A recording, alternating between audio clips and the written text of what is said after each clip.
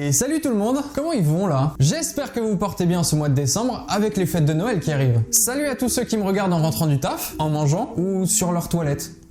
Ouais, faites pas trop ça quand même, hein. Bref, installez-vous confortablement, cette vidéo sera plus chill que les autres. Eh mais au fait, bientôt les 1000 abonnés, non? C'est faux. Pas du tout. Mais alors, pas du tout. Donc vous pouvez dès à présent vous abonner à cette chaîne, lâcher votre pouce bleu et votre meilleur commentaire de fin d'année. Avant de commencer, j'aimerais vous remercier pour vos retours sur ma dernière vidéo sur Arcane. J'espère que vous avez remarqué que j'ai l'air un petit peu plus à l'aise qu'au début. En tout cas, c'est toujours un plaisir de tourner du contenu sur ce que j'aime. Et c'est pas prêt de s'arrêter. Parmi les enquêteurs et les fins limiers chez mes viewers, vous avez sûrement deviné que j'allais vous partager ma critique sur le dernier Disney sorti dans nos salles de cinéma, Encanto. Oui, je sais, on est presque mi-décembre, je suis légèrement en retard. Générique.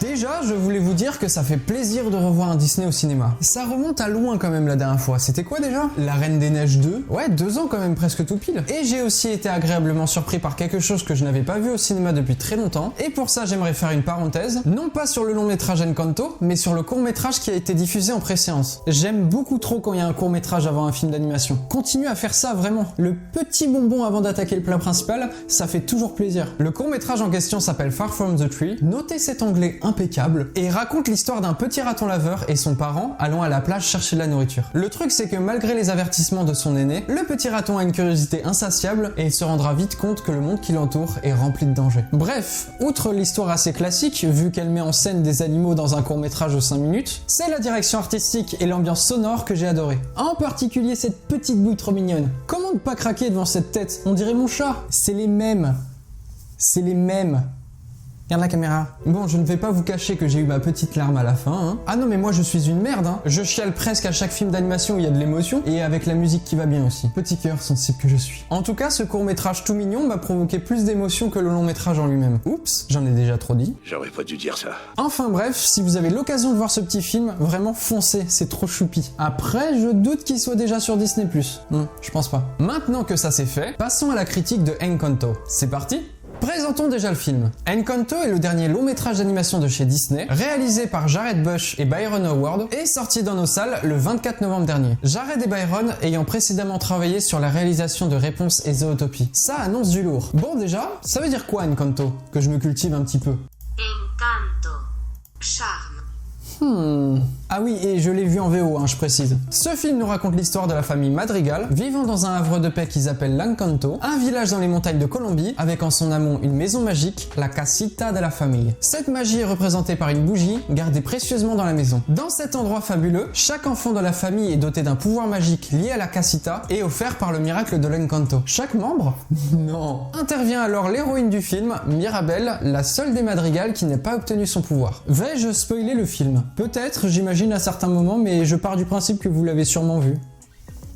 Alors il faut savoir déjà que Encanto s'inscrit dans un registre assez atypique pour un Disney. Mirabelle a en effet ses 2 parents, voire même une famille au complet, enfin presque, mais ça j'en parlerai. Donc pas d'histoire d'orphelin, de parents manquants, 2 héros ou héroïnes devant accomplir un rite initiatique, non, rien de tout ça. Et pas non plus d'antagonistes, ou de méchants si vous préférez. L'histoire se concentre sur la famille Madrigal et sur le destin qui pèse sur elle. En gros, le fil conducteur du film, c'est que Mirabelle, la seule enfant de la famille Madrigal n'ayant pas reçu son pouvoir lors de leur fameuse cérémonie, elle n'est pas très bien acceptée, on va dire. C'est un peu la gamine différente à mettre de côté et pas trop lui demander de se rendre utile. Après attention, elle n'est pas du tout rejetée de la famille, c'est pas la bisu de service non plus. Le problème étant que sa maison perd peu à peu sa magie et menace donc l'avenir de la famille Madrigal. Vous vous doutez alors que notre héroïne sera liée de près au déclin du miracle de l'Encanto. Mais va-t-elle en être la cause directe ou la solution?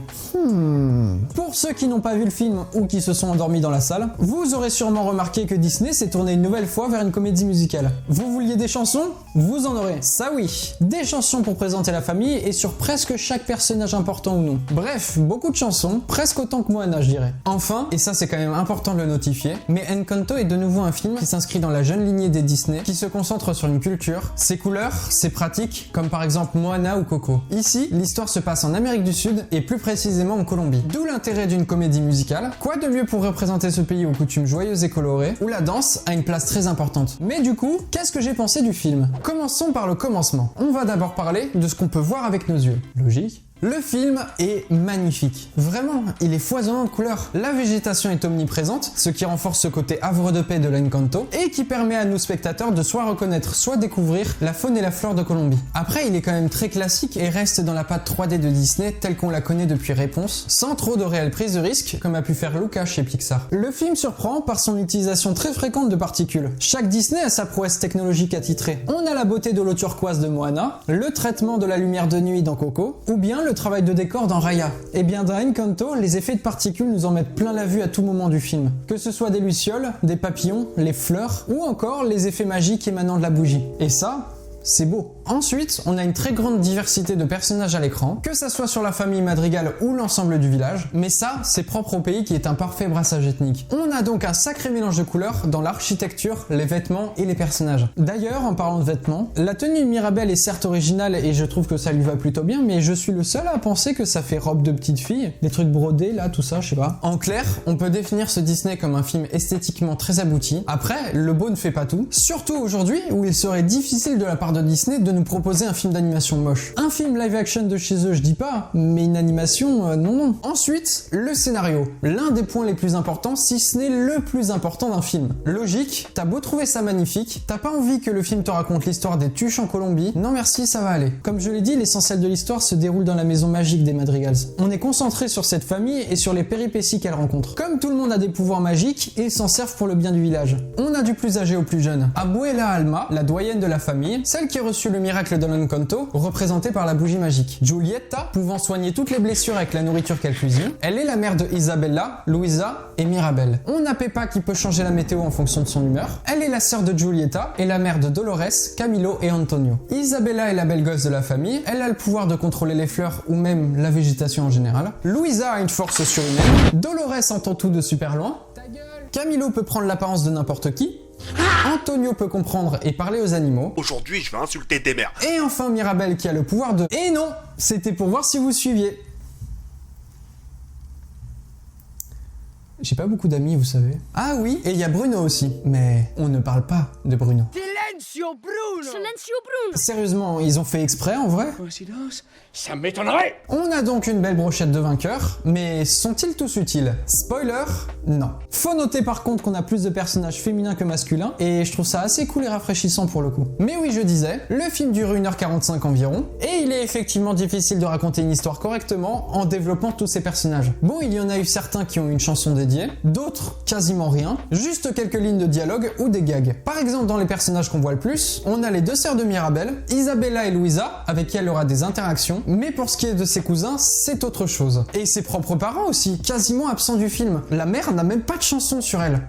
Si, je suis mauvaise langue. Il y a vite fait Antonio, mais c'est pour mettre en scène l'attribution de son pouvoir, et donc la peur de toute la famille qui n'en reçoivent pas comme Mirabel avant lui. Ouais, c'est dommage. Par exemple, j'aurais trop aimé en savoir plus sur Dolores, que je trouve toute mignonne et qui a un petit toc de langage qui ressemble à un son d'instrument de musique quand elle a fini de parler.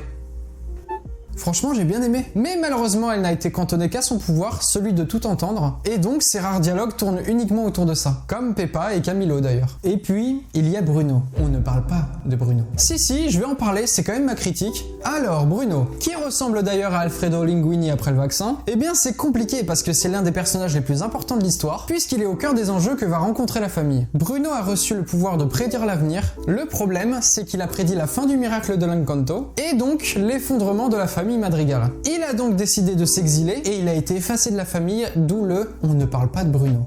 Silencio Bruno! Silencio Bruno! Il est assez frustrant comme personnage parce que malgré son histoire, la compassion qu'on peut avoir pour lui à cause de ce qu'il a subi, il reste cependant le membre des Madrigal le plus drôle de l'histoire. Vraiment, il m'a fait rire ce sale ermite avec ses rats de compagnie et ses tocs suspicieux. Mais pourquoi frustrant du coup? Bah pareil que les autres, il n'est pas très développé. On a une grosse scène sur lui au milieu du film et après on le laisse de côté et on n'en entend plus parler pour se concentrer sur Mirabel. C'est dommage, il aurait pu avoir bien plus d'importance et pas juste se cantonner au pouvoir qui le définit. Comme les autres membres de la famille d'ailleurs. Mais outre le traitement des personnages du film, c'est en soi le scénario complet qui souffre d'une légère fébrilité. Comme dit dans mon résumé du film plus tôt dans la vidéo, il n'y a pas de méchant, or il faut trouver un élément perturbateur à cette histoire. L'antagoniste de l'histoire est donc principalement représenté par les exigences et le manque d'empathie, tout ceci représenté par les traitements qu'a la doyenne de la famille Madrigal Alma sur sa petite fille Mirabel. On ne parle pas de violence, d'insultes proférées ou quoi, mais juste une pression constante qui pèse sur les épaules de notre héroïne due à son manque de pouvoir. Et c'est donc sa normalité temporalité qui fait sa différence. Et ça en est même perçu comme un problème dans la famille. Mais du coup le scénario reste non seulement simple dans sa construction, mais en plus possède un enjeu facilement résolvable, puisqu'il ne repose uniquement que sur les liens de la famille en elle-même. C'est en quelque sorte une mise en image des failles que peuvent rencontrer une famille, même si celle-ci semble soudée. Et pour couronner le tout, on a une vision de Bruno au milieu du film qui nous spoil tout simplement la fin. Donc au final, on sait que ça va, pas de stress,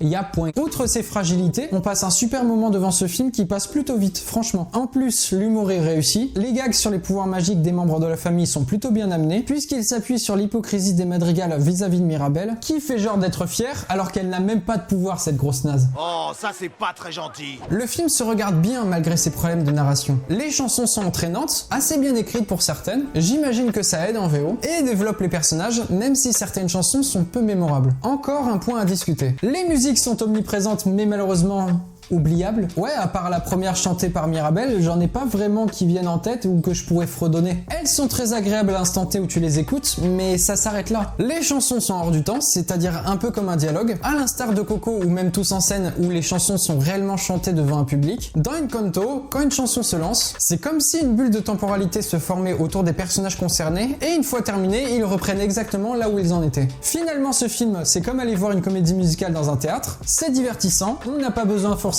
de s'accrocher à un fil rouge, on passe un très bon moment, on rigole aux situations drôles, les acteurs s'inclinent une fois que la pièce est finie et on peut rentrer à la maison. Le fait est que ce Disney est bon, il est vraiment feel good et nous permet de découvrir ou redécouvrir un pays dont on entend peu parler. Le film nous offre plein d'éléments liés à la culture colombienne. Déjà les danses, la nourriture qui a l'air les vêtements dont la physique est super bien exécutée je trouve, la robe de Mirabel bouge tellement bien quand elle danse, franchement c'est assez impressionnant. Comme ses cheveux d'ailleurs. En fait, que du bon travail technique en soi. Vous devez vous dire que je suis un peu schizophrène à osciller entre bon et mauvais avis, mais en même temps, le film a un peu le cul entre deux chaises. C'est bizarre. Est-ce que c'est considéré comme un Disney princesse? Je ne pense pas. Et du coup, est-ce qu'il y a du marketing autour du film? Des produits à vendre pour les enfants peut-être? Sûrement des peluches d'animaux qu'on voit ici et là dans le film, à la limite, mais je doute qu'on soit dans un marketing à la Reine des Neiges. Donc en clair, c'est un très beau film, une belle découverte des cultures de ce pays, culture à la Disney hein, j'entends. Un scénario classique et un peu fragile, avec des personnages tous hauts en couleur et apportant un super vent de fraîcheur, mais qui malheureusement manque de développement. Ah, et c'est peut-être un détail pour certains, mais c'est l'un des rares Disney 3D qui ne m'a pas fait lâcher une larme. C'est touchant, hein, je dis pas, mais non, Encanto ne m'a pas décroché la larme de mes petits yeux. Alors que le court-métrage d'avant... En bref, j'ai bien aimé ce film, on y passe un très bon moment, je le reverrai volontiers pour me faire une seconde lecture, peut-être en VF cette fois-ci, mais il faut quand même se l'avouer qu'il ne révolutionne pas l'univers Disney. À aucun moment je ne me suis ennuyé et on ne sort pas trop du film, ça va. On ne sent pas trop le temps passer au final. Je dirais même qu'il n'y a pas vraiment de lenteur en fait. En même temps, avec une comédie musicale, ça aide. Par contre, pour ce Disney-là, je ne téléchargerai pas les musiques sur mon téléphone. Je ne retiendrai pas tous les personnages de tête, déjà que c'est dur de se rappeler de tous les prénoms. En tout cas, regardez ce film si vous aimez les Disney et les comédie musicale. J'ai donné mon avis mais vous pouvez aussi donner le vôtre, je n'ai pas la vérité absolue. Des retours des gens autour de moi, il est vu comme un bon film, qui ne transcende pas non plus, hein, mais qui fait du bien en cette période. Et encore une fois, ça m'a fait plaisir de revoir de nouveau une animation de chez Disney au cinéma. J'espère que ma critique sur Encanto vous a plu. C'était une vidéo plus tranquille à faire, avec une écriture qui s'est faite le lendemain d'avoir vu le film. Du coup, j'imagine que cette vidéo arrive comme un cheveu sur la soupe après les centaines d'autres vidéos sur le film. Mais enfin bon, ma chaîne est encore jeune, donc je ne m'attends pas non plus à une immense vague de spectateurs. Mais ça m'a quand même fait plaisir de faire ma toute première critique sur un film d'animation. Et ça sera le premier d'une longue série, j'espère. N'hésitez pas à mettre évidemment votre pouce bleu de l'amour et votre commentaire. Bah tiens, dites-moi si vous l'avez vu, et du coup, est-ce qu'il vous a plu? Faites-moi des pavés même. Vous savez que je lis tous les commentaires et que je réponds à tout le monde. Vous êtes un peu l'eau qui alimente mon puits. Je suis pas trop sûr de celle-là. Sur ce les amis, je vous souhaite à tous et à toutes de bonnes fêtes de Noël et on se dit à la prochaine pour une nouvelle vidéo parlant d'animation. Portez-vous bien et surtout, n'arrêtez jamais de rêver.